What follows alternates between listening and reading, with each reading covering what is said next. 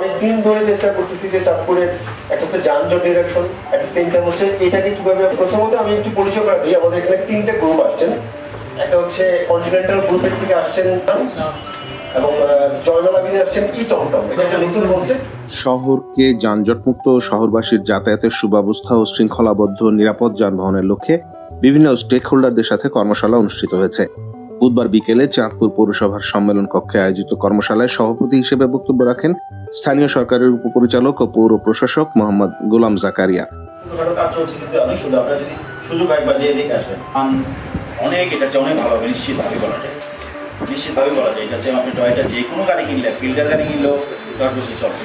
হ্যাঁ, কিন্তু আমরা সাধারণত ধরে নিই যে 10 বছর চলবে, আমরা কেউ 5-6 বছর চালায়, অনেকে বিক্রি করে আবার নতুন মডেল নিই। ইউজার ফ্রেন্ডলি করা ওইটা নিয়ে আলাপ করবে। তো আমি একটু কাইন্ডলি বলবো, রোটারিয়ান সোহেল শেখের সঞ্চালনায় বক্তব্য রাখেন নুরুল আমিন আকাশ।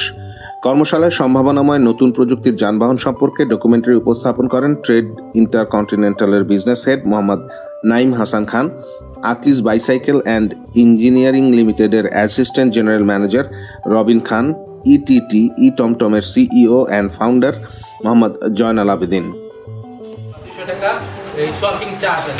যেমন যারা ঘুরতে যায়, প্লেনে করে ঘুরতে যায় কিংবা ট্রেনে যাচ্ছে, ওখানে লোকাল ট্রান্সপোর্টের জন্য কোনো ভালো ব্যাটারিতে ইম্পোর্ট হয়েছিল। আমি বলেছি no, I not buy any acid batteries, আমি লিথিয়াম ব্যাটারি দেবো।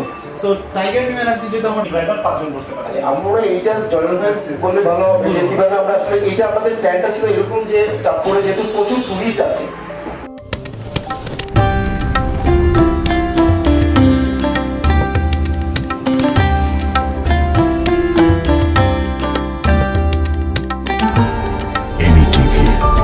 স্বাধীন বাংলার স্বাধীন কণ্ঠ।